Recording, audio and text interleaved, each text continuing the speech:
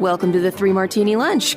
Grab a stool next to Greg Columbus of Radio America and Jim Garrity of National Review. Three Martinis coming up.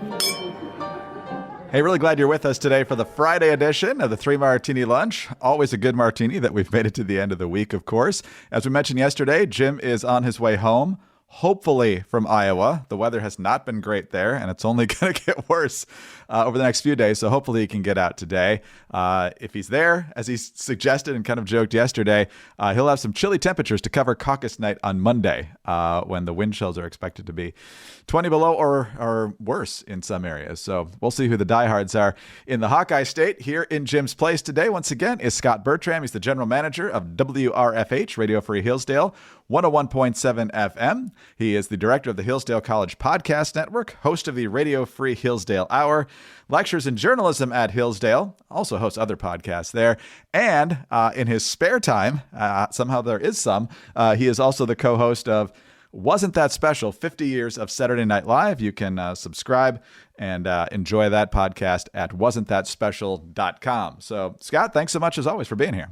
Thanks, Greg. New episode Monday for Wasn't That Special as we tackle season 14, which is 1988 and 1989. And it is rightfully so considered one of the greatest seasons in show history. Lots of fun to be had at wasn'tthatspecial.com. Yeah, I'm probably biased because of my age, but that whole era of Carvey and Hartman and Lovitz and Miller, and I'm forgetting a whole bunch of them, just that several year stretch that followed from that is just phenomenal. So definitely go to wasn'tthatspecial.com to check that out. So many great memories from that time. But let's also get to our good, bad, and crazy martinis here. And Scott, you and I have talked about this a lot, and we hope that reality would smack these policymakers in the face that want to mandate our future with electric vehicles, which make travel so much more complicated, particularly if you want to go on a road trip. And we're starting to see that reality smacking people in the face. Not the Biden administration, sadly, but people who actually, you need to know, turn a profit, and that would be Hertz. Reuters with the story, one that you flagged for us this morning. Rental firm Hertz Global Holdings is selling about 20,000 electric vehicles, including Teslas, from its U.S. fleet about 2 years after a deal with the automaker to offer its vehicles for rent, in another sign that EV demand has cooled. Hertz will instead opt for gas-powered vehicles, it said on Thursday, citing higher expenses related to collision and damage for EVs, even though it had aimed to convert 25% of its fleet to electric by the end of 2024. What we're seeing from just EV sales in general is that they're leveling off and will probably continue to decline after better numbers earlier last year, because the people who are interested in this sort of thing, the people who think they're actually going to save the planet, have probably already bought them, and the people who are dealing in reality don't want anything to do with them. So how big of a move is this from Hertz, especially given how public they were about trying to convert a certain percentage of their fleet by the end of this year? Well, the key question to answer, Greg, is why does Hertz want to end all life on this planet as we know it by buying more gasoline-powered vehicles? What kind of evil? Who paid them off, Greg? Who paid them off? This is one in a continuing series that I know that you and Jim have kept up with on the program here, and I talk about when I fill in on various shows here in Michigan and elsewhere. But when the rubber hits the road, pun intended, and people have to stare the consequences in the face, it all sounds good in theory. Well, maybe it doesn't, but for some it sounds good in theory. But when you have to plunk down the $50,000, $60,000 on the electric car, and you realize you have to spend 3 days before a trip planning out your exact route to make sure there are chargers in various locations. And what do you do when you get to your destination? Do you ask your long-lost cousin Randy if you can possibly borrow an extension cord because you're parked at his driveway and you're low on battery? This is when people begin finding out that maybe it's not such a great idea. You know, Hertz is in the business of making travelers happy. Greg, I don't travel a lot, but when I do, I see people who travel. They are not the happiest people in the world. They're a little stressed out. And I think the idea of perhaps for the first time in their life, driving an electric vehicle and dealing with the complications must be one of the more frustrating things that they could possibly imagine. Thus, no one is perhaps choosing those electric vehicles. And can you imagine being stuck with one? Now, we've all rented cars, and you say you want this size, and you get there, and they say, I'm sorry, those are all gone, but we can offer you this. And what are you going to do? You're stuck. All right, well, we don't have your midsize gasoline-powered, but we do have this EV. Would you like that, sir? Imagine dealing with all of that. And Hertz is also saying what they're seeing is massive, let me rephrase. What they're seeing is large expenses related to collision and damage. So the expenses and the cost of upkeep, which people also have to calculate when they are buying an electric vehicle. What it will cost to repair, what a battery replacement at some point down the road might cost. Those numbers are not certain, not locked in stone right now, but they appear to be relatively large.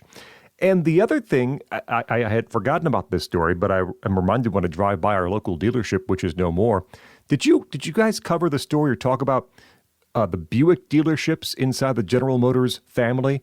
I think that the number was more than 50% decided that they would not spend tens of thousands, if not hundreds of thousands of dollars to upgrade to service electric vehicles, which meant GM would not allow them to continue being a Buick dealer.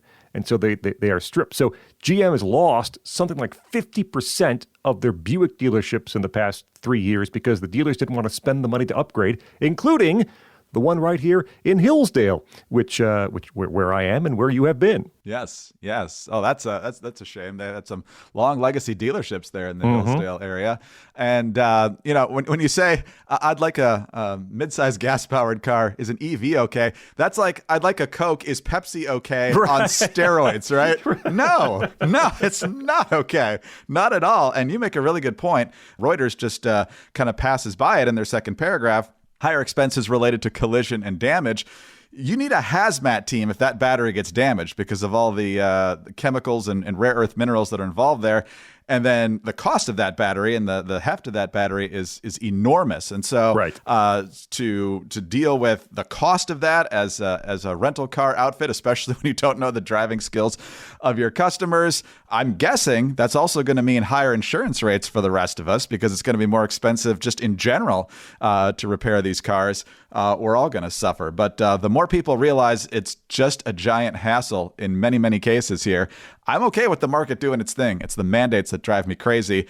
And I'm glad to see, actually, that these stories are happening because hopefully people will consider it when they're deciding who's going to be in position to make these policies in the years ahead. And Greg, don't forget, of course, the unexplained fires, which, as we learned from the Canyonero, is a matter for the courts. Yes, indeed. Yeah, you don't want to put your life in danger just because you got in a fender bender with these things. All right. One of the things we definitely want, though, whether you're trying to decide what vehicle to buy or anything else in life, is to get a good night's sleep. Don't let these things keep you up at night. Improve your sleep in 2024, and that's where Magnesium Breakthrough by BioOptimizers can really help you out. It's just a couple of capsules with your evening meal, and it really does make a difference. Get 10% off any order at biooptimizers.com/martini and use the promo code Martini. Unlike other magnesium supplements that might be giving you just 1 to 2 forms of magnesium, Magnesium Breakthrough contains all 7 forms of magnesium designed to help calm your mind and help you fall asleep, stay asleep, and wake up refreshed. So do yourself a favor and make Magnesium Breakthrough part of your daily routine this year so you can get the vitality you need to conquer your dreams. Just go to biooptimizers.com/martini and enter the promo code Martini to get 10% off any order.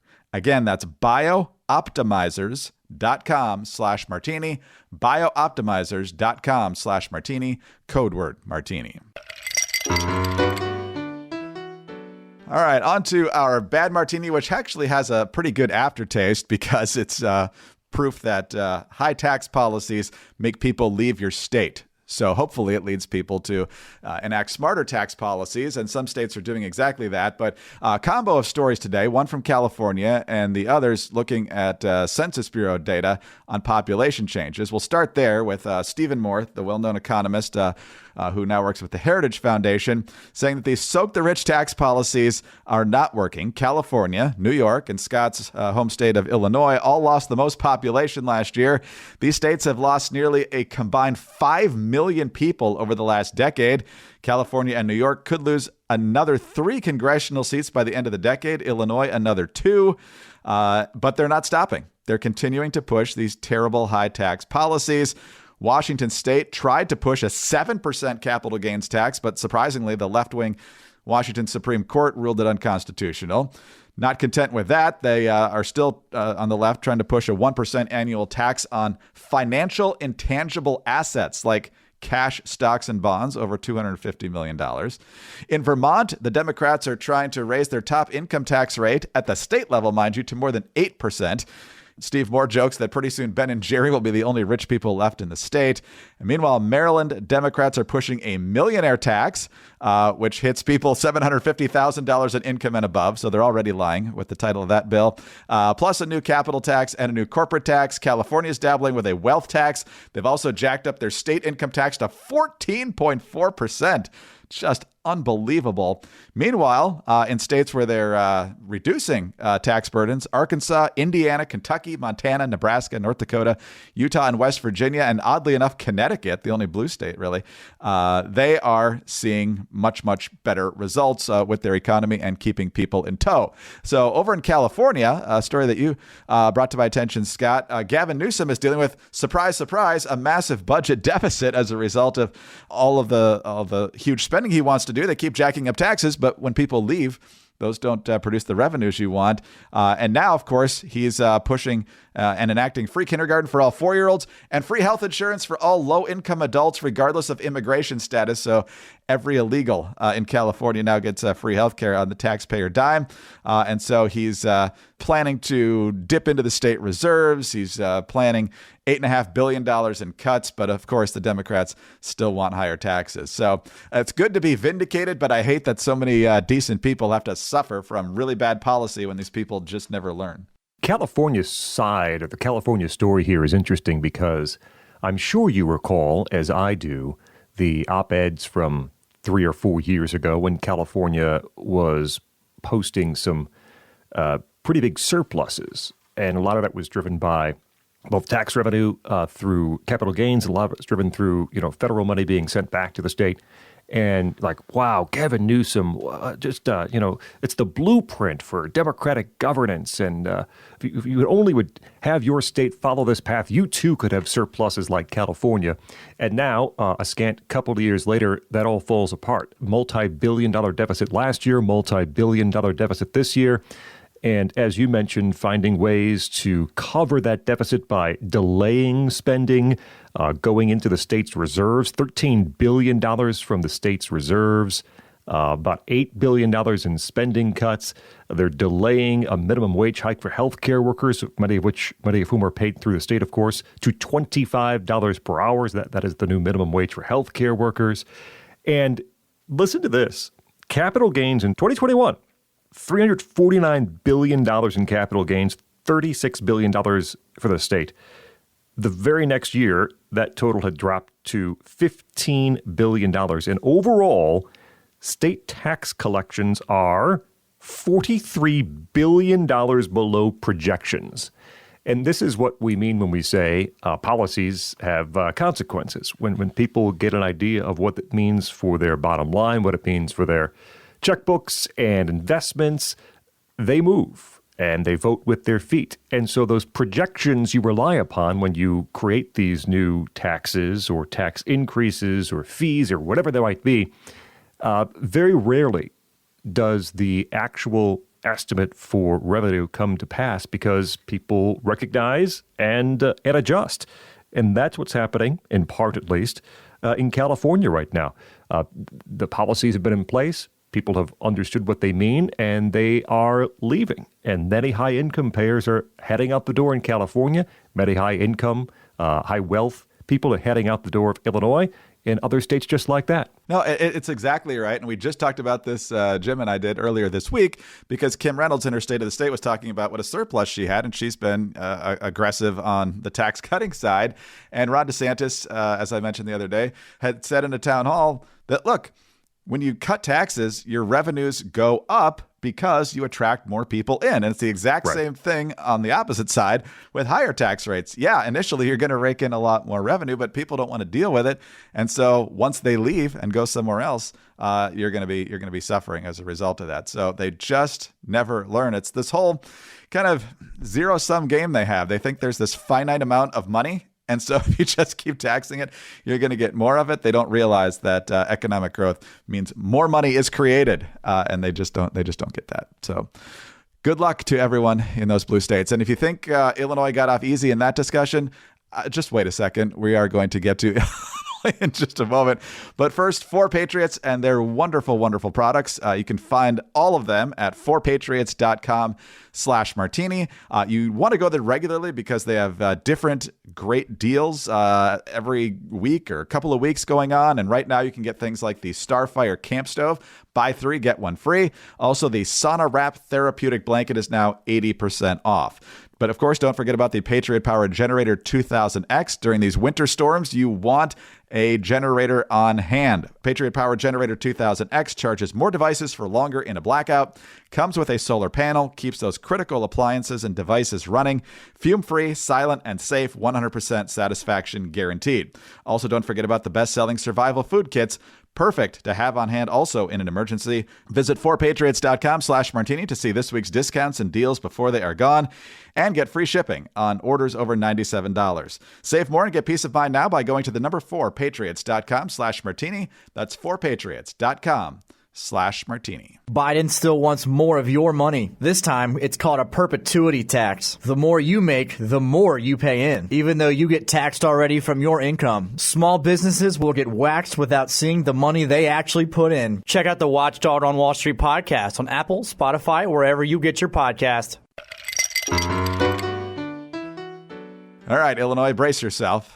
This is a story that both Scott and I saw this week about Chicago public schools. And one of the things we've seen, of course, during the pandemic and in the aftermath is across the country, laptops for every student. So that obviously costs a lot of money, but it costs a lot more money when you don't get them back. And that's what Chicago schools found from the 2021-2022 school year. Here is Lauren Jiggets from WGN-TV in Chicago.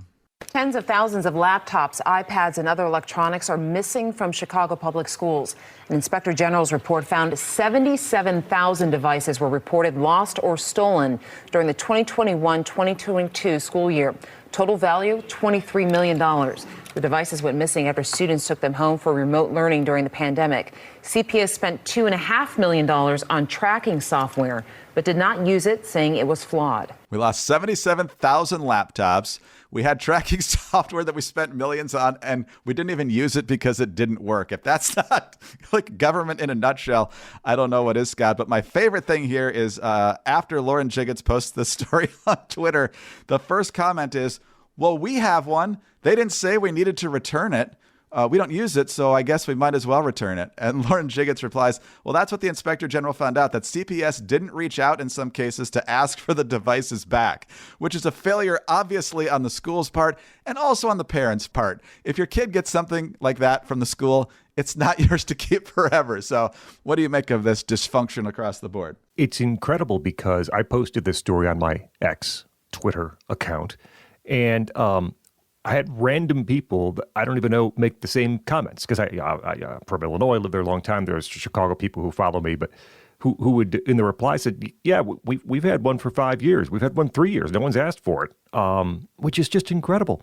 NBC5 Chicago did a story on this too. I don't think it's in the WGN story that we have in front of us, but the Chicago Public Schools, the Inspector General reported, spent $308 million on this technology, laptops and iPads and devices like that for students, with no tracking plan whatsoever. That goes to those comments, like no one asked for them back. No one was keeping track. No one knew where they were. They were just received and handed out. And it reminds me of, I know it comes from Milton Friedman. I don't know if it originated with him. It might have. This idea about how you spend money, right? If you spend your money on yourself, You're very careful because it's your money. You want a good deal, but you also want value because you're going to use it. And then there's four grades. So your money on someone else, someone else's money on yourself. And then at the very bottom, of course, is spending other people's money on other people, where you don't care how much it costs. It's not your money. And you don't care about quality because you're not going to use it. And this is where we find sort of this realm of spending. Chicago Public Schools spending other people's money, taxpayer money, on other people, on the students. So in the end, it came down to they just didn't care, right? They didn't care. The money was rolling in during COVID to account for remote learning. They bought a bunch of technology. They handed it out without even a plan, without even an idea about how they would keep track of where the technology was or how they would get it back. And that is just crazy. The Inspector General report found, that I can't recall if Lauren mentioned this in the part we played, at 36 schools, 36 schools in Chicago, every single device, every laptop, every iPad handed to a student, every one of them were unaccounted for at 36 schools across Chicago public schools. Simply insane. It's completely nuts. And you set it up perfectly, because when the government's dealing with other people's money, they're just wasteful with it. The story also had, we didn't include it, there was one family, I think they had a couple of students there, they were on their 9th or 10th device because they'd lost them all or did something with them, and there's no accountability whatsoever. That's like, just... At some point you ask, well, where are those devices? If it's broken, could we have it back and try to fix it? Anything like that at all? Any questions? Exactly. And if they're this careless with this part of education, you know that they're not exactly on the ball with a lot of other areas as well. The Chicago public schools have certainly had their issues over the years, but this is what a government story in microcosm right there. And of course, they waited so long, Greg, to do anything about it whatsoever that the devices are, sort of at the very end of the story, are valued now at $2.5 billion. The majority are 5 years old and will be thrown out and marked lost. They don't even care anymore. There's no value to it anymore. They waited so long to try to find out what happened to the devices. They're worthless at this point. So, round of applause all around. I feel sorry for the parents who care and the people in Chicago who care, because there's so many people in leadership positions who just don't. Scott, great to have you with us. It's been a good week. Michigan won the national championship. We're both very happy about that. So, and I know Hillsdale's getting ready to kick off the spring semester next week. So good luck with that. And I'm sure we'll talk again soon. Sounds good, Greg. Have a great weekend. Thank you, sir. Scott Bertram of Hillsdale College, general manager of WRFH, Radio Free Hillsdale, 101.7 FM on the campus there, where he also lectures in journalism. He's the director of the Hillsdale College Podcast Network, host of the Radio Free Hillsdale Hour, and he is the co-host of Wasn't That Special? 50 years of Saturday Night Live. You can find out much more at wasn'tthatspecial.com. Jim Garrity, weather permitting, we'll be back on Monday. I'm Greg Corombos of Radio America. Thanks so much for being with us today. Please subscribe to the 3 Martini Lunch podcast if you don't already. Tell your friends to do it as well. We'd love to have them hearing our show as well. Thanks also for your 5-star ratings and your kind reviews. Please keep those coming. Get us on your home devices. All you have to say is play 3 Martini Lunch podcast. Follow us all on X. Scott is at Scott Bertram with 1 T in Scott. Jim is at Jim Garrity. I'm at Dateline_DC. Have a great weekend. Join us again on Monday for the next 3 Martini Lunch.